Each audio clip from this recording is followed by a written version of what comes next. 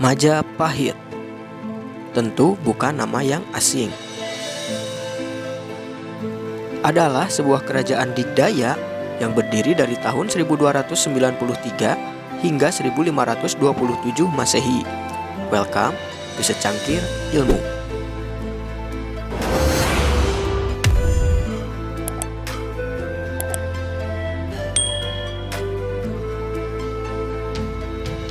Majapahit adalah kerajaan maritim Nusantara yang begitu tersohor karena luasnya daerah yang berhasil ditaklukkan dan dikuasainya. Bahkan, luas wilayah kekuasaannya lebih jauh dan besar dibanding luas negara Republik Indonesia saat ini. Bagaimana tidak, luas wilayah kerajaan Majapahit bahkan mencakup wilayah Timor Leste, Malaysia, Brunei Darussalam, Singapura, Thailand, hingga Filipina.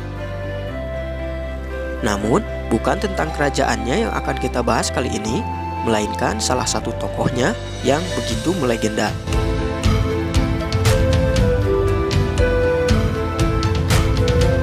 Memang jika kita berbicara tentang kerajaan Majapahit, maka hal tersebut tidak akan terlepas dari peran para tokoh penting yang berhasil membawa kerajaan Majapahit menuju puncak masa kejayaannya, yakni pada masa pemerintahan Raja Hayam Wuruk yang berkuasa pada tahun 1350 sampai 1389 Masehi.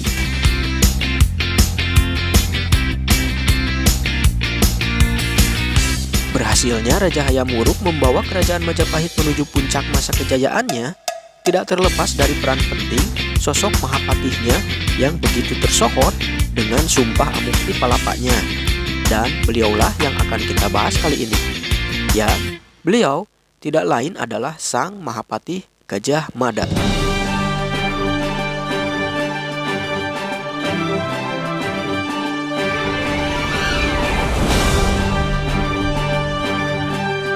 Adapun mengenai profil beliau, mungkin sudah umum diketahui ya, karena sosok beliau ini memanglah begitu populer dan diidolakan, khususnya bagi kalangan para fanatik keilmuan kedigdayaan.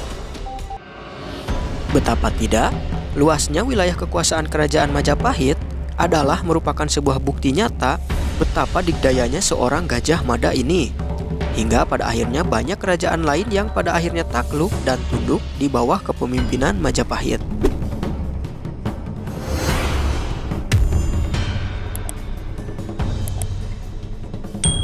Gajah Mada berasal dari kalangan rakyat kelas bawah.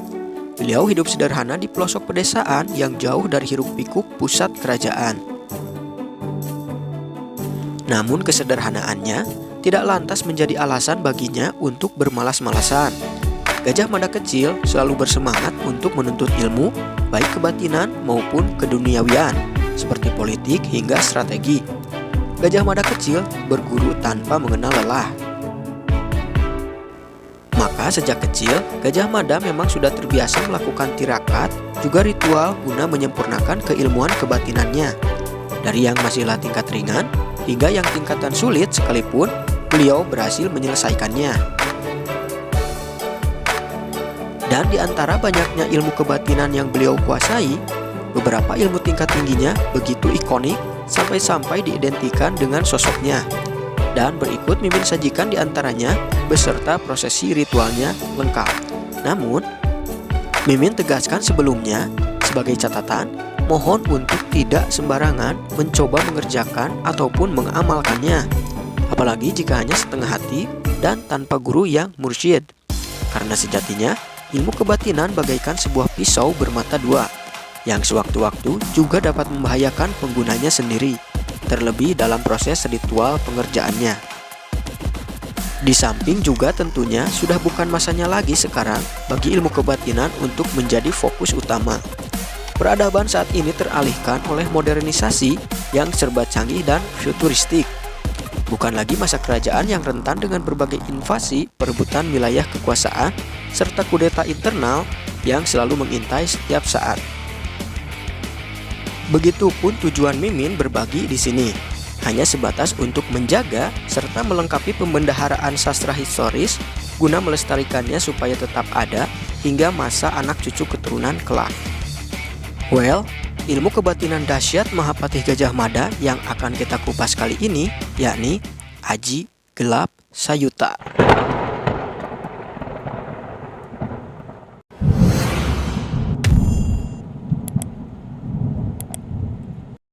Secara etimologi, Aji Gelap Sayuta bermakna ilmu sejuta petir. Pengguna ajian ini dipercaya mampu menggetarkan hingga membuat ciut nyali orang yang mendengar suaranya ketika membentak. Bahkan dipercaya jika pengguna ajian ini membentak seekor tupai di atas pohon, maka tupai tersebut akan terjatuh bagaikan disambar petir. Dan apabila ajian ini disalurkan ke tangan dan lantas digunakan untuk memukul, maka orang yang terkena oleh pukulannya akan langsung mati hangus bak tersambar petir. Nah, ajian dahsyat ini diyakini adalah salah satu ajian andalan Sang Mahapatih Gajah Mada yang membuatnya begitu ditakuti oleh musuh. Meskipun Mimin tidak berhasil mendapatkan versi original milik Sang Mahapatih, namun Mimin berhasil mendapatkan dua versi lainnya dari ajian ini. Dan keduanya merupakan versi setelah masuknya ajaran Islam ke bumi pertiwi. Bukan dari segi mantranya, namun dari segi proses lelaku ritualnya. So, simak baik-baik ya bro. Namun sebelumnya, mohon bantu dukung channel ini dengan subscribe dan share di medsos kalian ya bro. Terima kasih.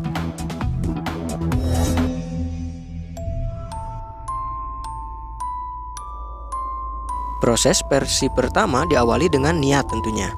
Dilanjutkan dengan mandi junub terlebih dulu, yakni guna membersihkan segala kotoran dan hadas besar dari tubuh.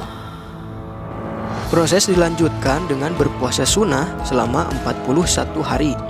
Dan selama dalam masa berpuasa itu, bacakan mantranya sebanyak 7 kali setiap selesai sholat wajib yang 5 waktu. Yang kemudian dilanjutkan dengan sholat taubat serta sholat hajat pada malam harinya. Dan mantranya kembali dibacakan sebanyak 100 kali. Artinya, mantra dibaca total keseluruhan dalam satu hari adalah 7 dikali 5 ditambah 100. Total 135 kali dalam sehari dan dilakukan selama 41 hari. Selanjutnya, jika telah selesai proses 41 hari tersebut, kemudian dilanjutkan dengan proses berpuasa pati geni selama 1 hari 1 malam. Puasa pati geni, yakni di samping menahan rasa haus dan lapar, serta mengekang hawa nafsu, juga menahan gerak dan kantuk. Istilah lainnya yakni semedi atau juga dikenal meditasi. Dan apabila telah selesai semua prosesnya, maka mantranya tetap harus dibacakan setiap selesai sholat wajib, yakni sebanyak 3 kali. Adapun mantranya yakni niat ingsun matek ajiku aji gelap sayuta, petaku gelap sayuta, gebresku angin prahara, suaraku gelap sayuta, kekuatanku beraja sayuta, singa barong neng dadaku, macan putih neng gegerku, sapan dulu teka kedep, teka lerep dening suaraku, hei ya aku si gelap sayuta.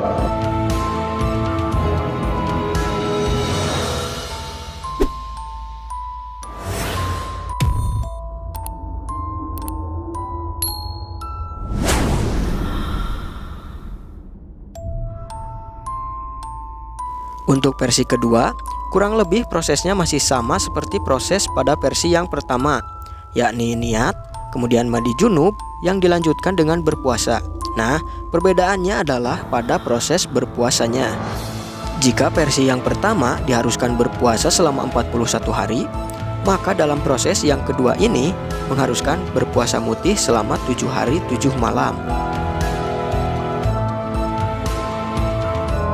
Puasa mutih berbeda dengan puasa biasa, karena puasa mutih tidak melarang untuk makan maupun minum. Lapar ya tinggal makan, haus ya tinggal minum. Hanya saja yang dibolehkan hanya makan nasi putih dan minum air putih saja. Selebihnya sama seperti pada proses versi yang pertama, yakni mantra dibaca 7 kali setiap selesai sholat wajib, serta 100 kali setiap selesai sholat taubat dan hajat pada malam harinya, selama proses puasa mutih, yakni 7 hari 7 malam. Dan setelah selesai semua prosesnya, maka dilanjutkan puasa pati geni 1 hari 1 malam. Juga sama seperti pada proses versi yang pertama, proses versi kedua pun tetap mengharuskan membaca mantra sebanyak 3 kali setiap selesai sholat wajib apabila seluruh proses telah selesai dilaksanakan. Dan berikut mantra Aji Gelap Sayuta versi yang kedua. Niat ingsun matek aji, ajiku gelap sayuta, taliku jagat raya, sirahku wajah rengas, mripatku surya kaca, cangkemku gua wijaya, suaraku gelap sayuta, badanku kiai brojo, mukti sabuk banda antaboga, ototku kawat balungku wesi, ancik-anciku bumi kencana, tanganku tembaga apek-apekku wajah, sapa kang kecekel bakal amoh.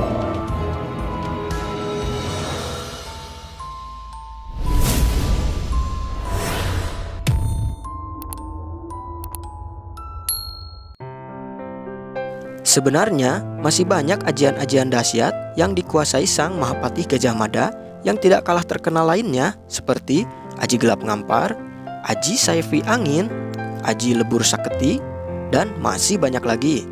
Akan coba kita kupas next time. So, tetap pantengin channel ini dan jangan lupa untuk bantu dukung, subscribe, dan share-nya ya bro. Hatur nuhun.